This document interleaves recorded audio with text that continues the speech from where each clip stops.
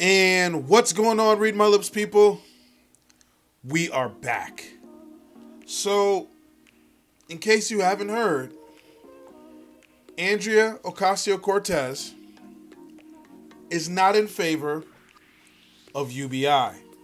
So this was brought to my attention in full on the stream I did a couple days ago. And I told you guys, I'd talk about it. I'd make a video about it. So there's actually a couple things to talk about in this video. At the end of this video, I'm also going to talk about the last video I dropped yesterday about the smear that has been pushed onto Andrew Yang. Not the one a couple months ago, but the one that dropped about 2 or 3 days ago. I actually even have more to add to that story, but it's going to be fairly quick. So I'm going to add that at the end of the video, so stick around. But first, we are going to talk about AOC being against universal basic income and what her reasonings are. And we're going to touch upon that. So I actually have a video clip for you here. We're going to play the video clip. We're going to come back and we're going to talk about it. And I thank you for presenting in a way that actually opens the discussion, because as you kind of alluded to, is that when it comes to universal basic income, there's more than one way to go about it. And one of the ways that we have seen presented most popularly this year, I think it's very regressive. Because the way that one of the most popular UBI proposals is actually acting like a Trojan horse, where what they say is, we'll give you $1,000 a month, but we'll do it at the cost of gutting the entire public goods system. So they'll say, you get $1,000 a month, but we're gonna get rid of DBT, we're gonna get rid of WIC, we're gonna get rid of Pell Grants, we're gonna get rid of all of these other provisions that create a substantial safety net for $1,000 a month, which is $12,000 a year, which is not enough. And so, so I think that's one of the bad ways of going about the question of UBI, is we'll introduce UBI at the cost of every other system that we've worked so hard to establish, and then you basically use it as a Trojan horse to gut our entire social safety net for what, right? For $1,000 a month. So we all saw the clip. I'm sure plenty of you are seething right now, and understandably so. So let's get into some things. So AOC said that Andrew Yang's plan, she didn't name him. She didn't say his name, but he's the only candidate running on universal basic income at the moment. She said it's regressive and that it acts as a Trojan horse, and that it's going to gut the social safety net. So obviously this was met with a lot of pushback. Now let me first start off by saying that I like AOC. I know some of you on my channel aren't fans. And there's a lot of people that don't like her, and there's a lot of people that support her. And what I said in my stream was, don't go after AOC aggressively. And I know that sounds kind of crazy, because I did make a video saying, should Yang be more aggressive? But he's not one of the people to go after in that way, in that form, because she's one of the good guys. She's one of the good people. She's just very misinformed in this particular subject, and she shouldn't have spoke on it to begin with. Scott Santens, I hope I'm saying her name right. If I'm not saying her name right and you're watching this, Scott, let me know. But I believe it's Scott Santens, is a UBI advocate and an Andrew Yang supporter. And he created a massive Twitter thread that pretty much cut a swath through Cortez's statements. And we're going to read some of that, because I feel like he hit it on the head the most. So I'm quoting Santon right now. He said his focus for 6 years has been UBI. And I can tell you that what Andrew Yang is proposing is a massive improvement to our safety net.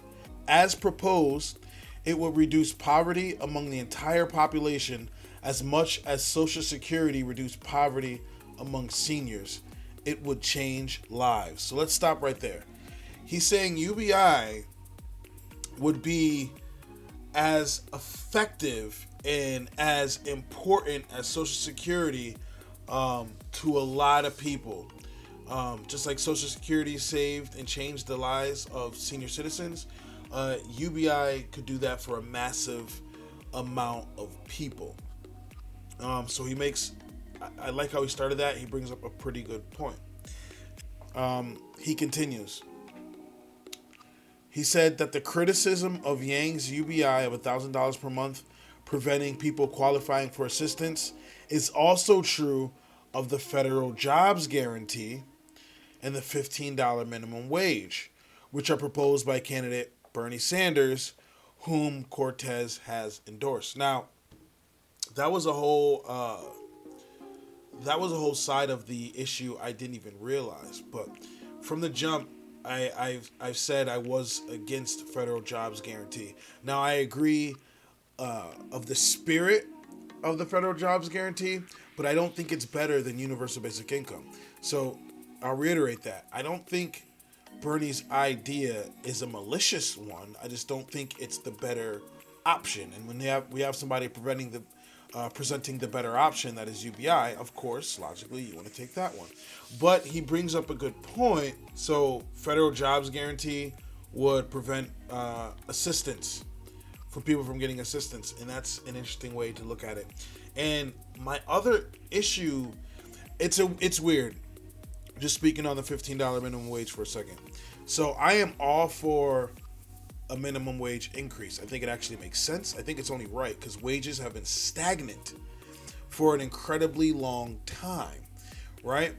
My issue is, and I've spoken to my higher ups who don't have an answer, which is terrifying. But I'm going to give you an example. So if there's an employee at McDonald's making, let's say I believe an assistant manager at McDonald's makes like $15, maybe $16 an hour, right? At one point, that's what managers are making. But I'm going to give them some credit and say it's gone up since then, and say assistants make $15 to $16. So if you're an assistant manager, you're making $15 an hour, and now your cashier is making $15 an hour. You now have to increase the wages of everybody else, right? So the assistant manager needs to go up, and I don't mean by $2, right? Because some of the things I've heard is, okay, so this ASM will make $17. No. There needs to be a gap. There's got to be a gap in management. And if there's not a gap, then the job is just not worthwhile. For the added extra pressure on you for when things go wrong, there needs to be a pay gap between you and your cashier. So we need to create a system where people are getting paid more, yes, because the cost of living is increasing and wages have been stagnant. But also the people that were already making the 15, they need a wage increase too, especially if they're in a higher position. So I have yet to hear what companies are going to do about that. They've sort of been tiptoeing around that. So, I mean, if anybody's heard anything else, anything different about what companies would do about that, or if your company has addressed that, let me know what they've said, because I have yet to get a clear answer on that. Let's continue. So, he goes on to say, Yang's UBI stacks with Social Security retirement benefits and Social Security disability insurance, that's SSDI, per his policy page.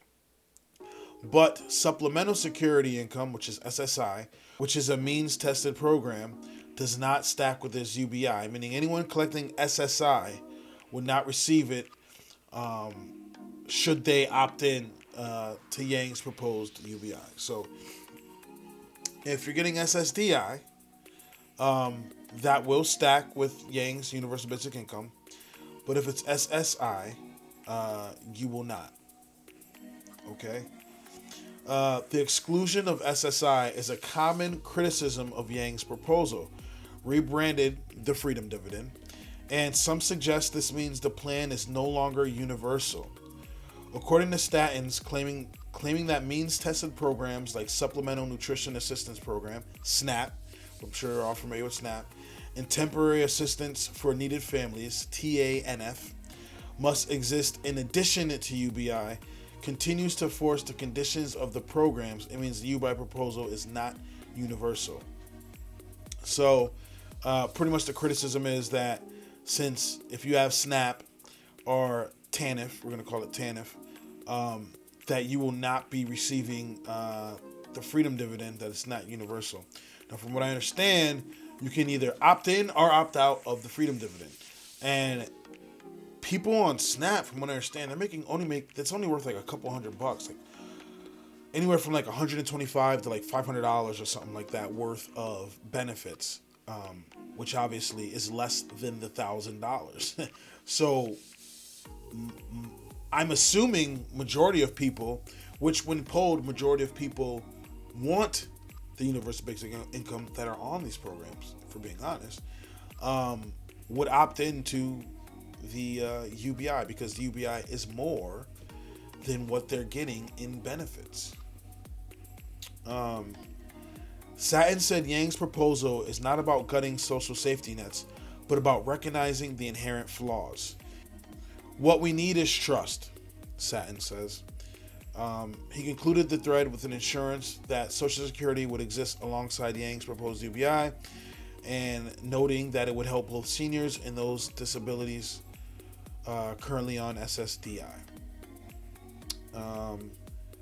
And so Yang also spoke on the subject as well. I believe he was talking to Cenk Uygur, and I have that clip, and we're going to play it, and we'll come back.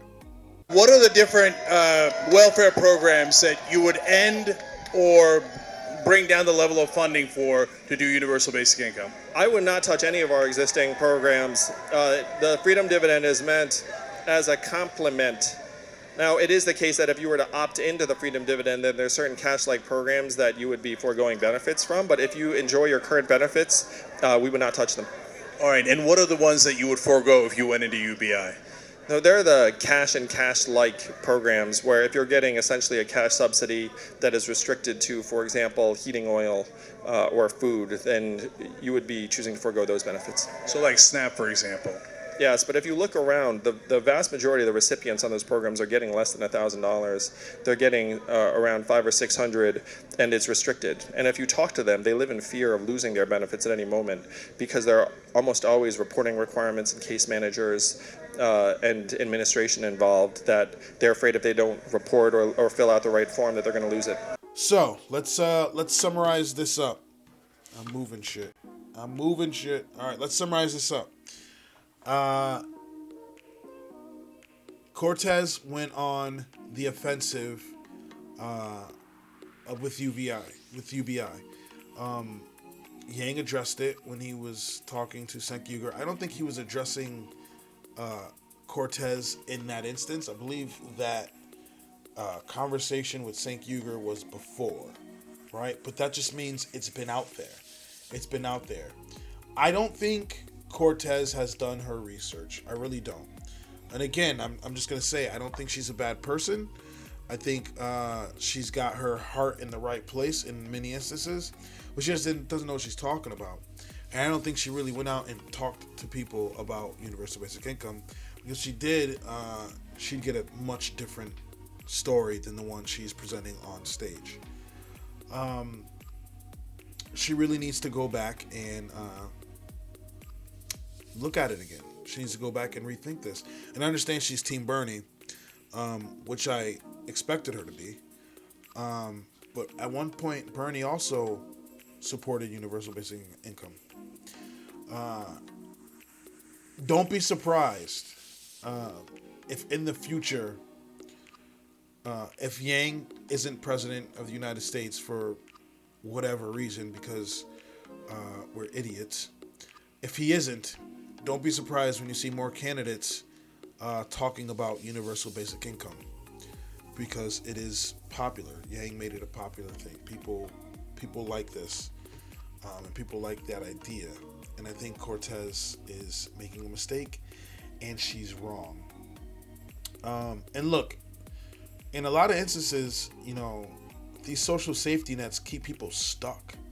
They keep people stuck. They really do. And you get stuck in this safety net and you never come out of it. You stay, it becomes a lifestyle. I see it, I've seen it happen very often.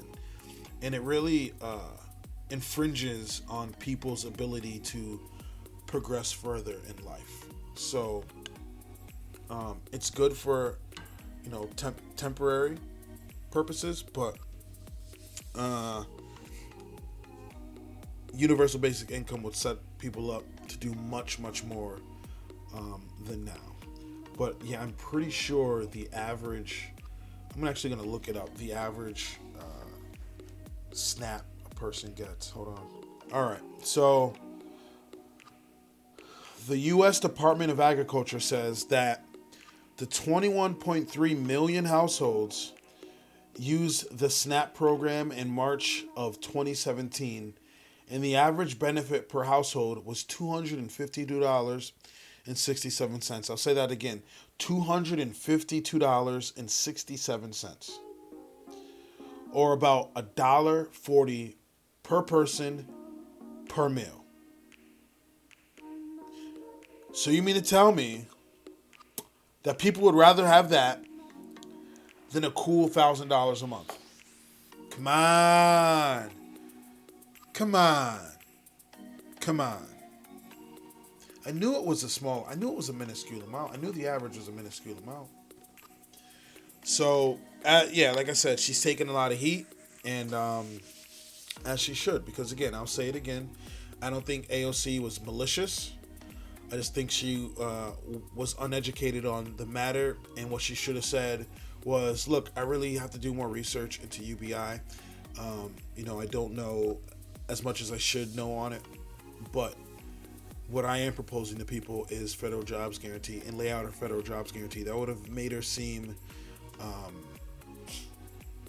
much more professional. But her coming out against it and really not knowing too much about it was not a good look. So that's what I have to say about that. And then I know other people have made videos. I think Paget made a video on it. And she really reamed her a new one.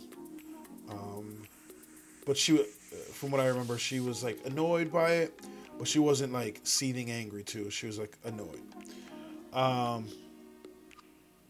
And now I'm going to touch upon something I talked about yesterday. The link is in the card above. If you have not checked out my video yesterday, I suggest you do so. Which, man, look, YouTube has demonetized that video. And I don't know what I could have said or done in it to demonetize. I'd say at the end of all my videos, like, YouTube's constantly limiting the ads or demonetizing videos. I'm going to post it above. I'll show you guys so you can see. Almost instantly. I want to say for like 20 minutes it was collecting ad revenue, and then they took it down. So literally every single view on that video after the first 20 minutes of me posting that video, no ad revenue. Do I do this for the money? Of course not. Because when I first had my channel up, I was making zero. You got to remember, you don't get monetized on YouTube until after 1,000 subscribers and 4,000 hours of watch time. Okay? So when the channel first started, I was pumping out videos every day and not getting a single penny. So it wasn't about the moolah.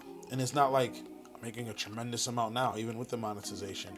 However, I just don't understand why they demonetized it. When I've literally had videos talking about drugs. Now, the context of it was, where Yang stood versus where Bernie stood and things like that. No demonetization. I put up something that Yang gets smeared. YouTube's like, kill him! Kill him! So, very weird. Very weird. Just a little rant there. But still, check out that video. I spoke about the smear that Andrew Yang was suffering from an ex-employee of his. And one of my, I'll actually put the screenshot above. One of my subscribers, who's a pretty loyal subscriber, goes by the name of Foreplay. What you got give Foreplay? Foreplay. Which she spells it different. Said, you need to read the article properly. I will push you downstairs and step on your throat unless you get it. No, she didn't say that.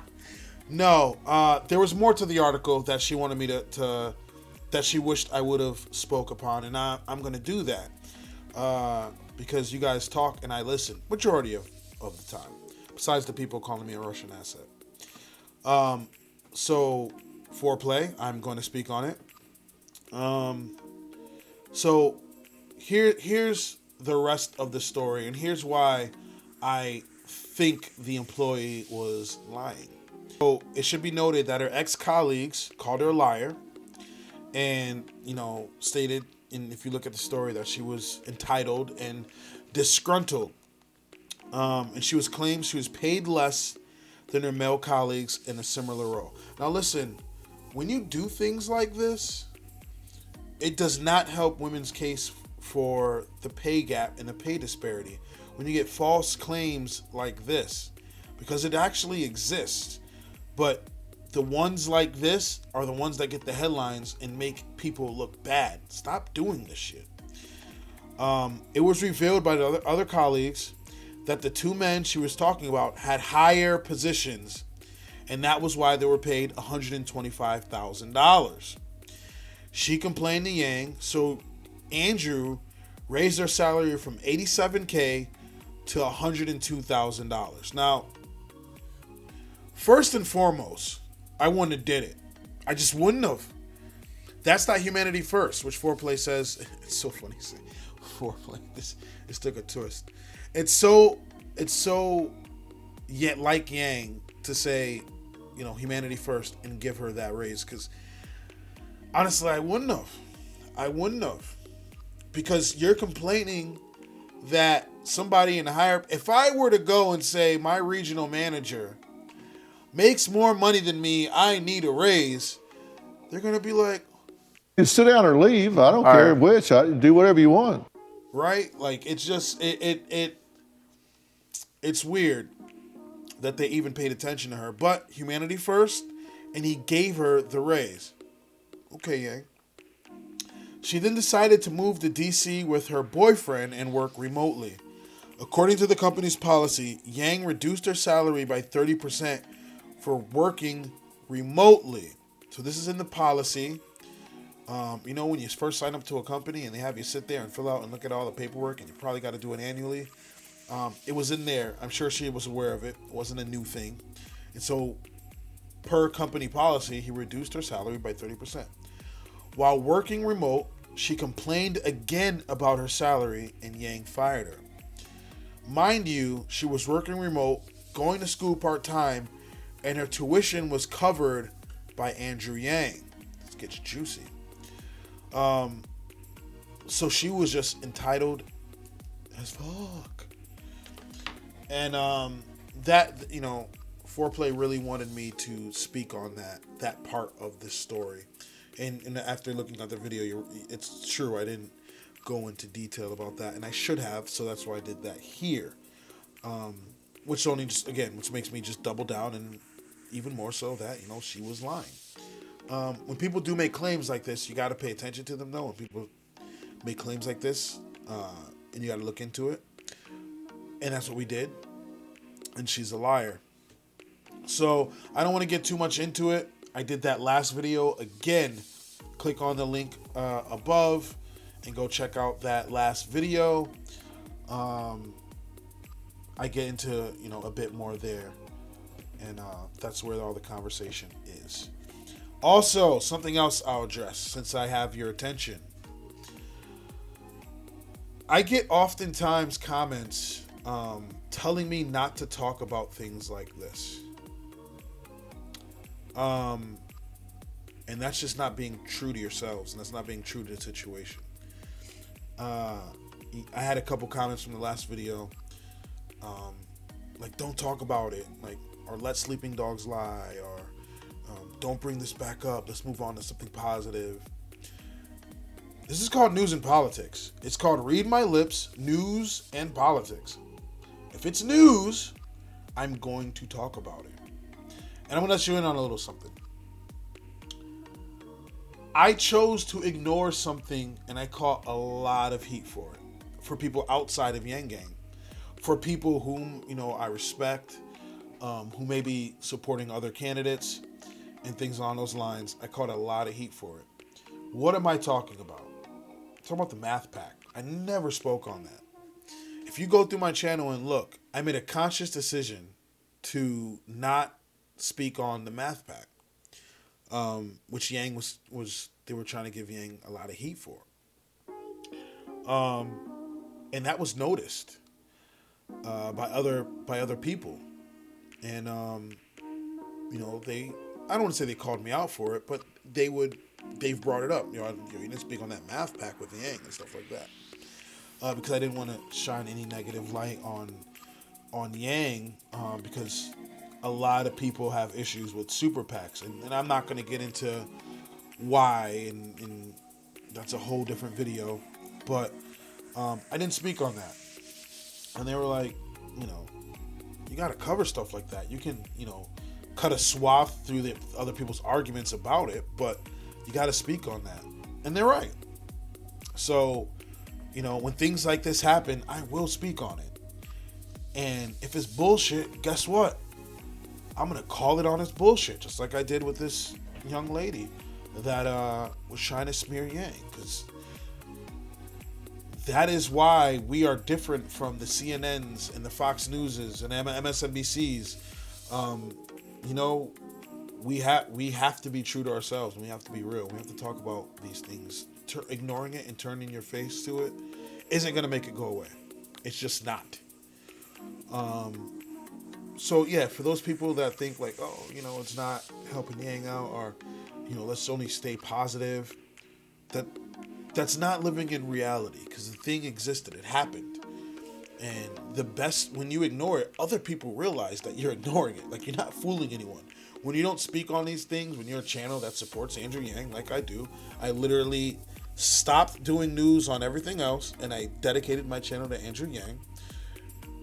And when you have a channel that's dedicated to Andrew Yang and you ignore something like that, other people notice that, right? They notice it, and they call you out, and they think you're a sheep, or you're a shill, right? Or cult-like, or something like that. You have to be able to talk about all the positives and the negatives of the person you're supporting, and the news revolving around that person. And again, ignoring things like that isn't going to make it go away. And when you don't speak on it, people will call you out on it, because people brought it to my attention as far as the math pack thing. So that's all I have for you guys today. I just wanted to bring up those 3 things, and just want to thank you guys for tuning in. And let me know in the comment section your thoughts on AOC speaking negatively on universal basic income, and also let me know your thoughts about the last thing I said about covering all the news. Are you in that group that says, no, if it's negative, don't cover it because it doesn't boast well for Andrew Yang, or are you in the group that says, hey, it's news, and if it's news, cover it?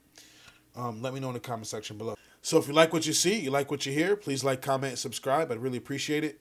If you don't, let me know in the comment section why. I'm always down to talk about it. Also, I have a PayPal, a Cash App, and a Venmo link in the description below. As you see, YouTube is consistently demonetizing or limiting ads for videos like mine. Every little bit helps. When you guys donate, it keeps my channel going, and I really appreciate it. Hopefully, I'll be talking to you guys soon. Have a good one. Peace.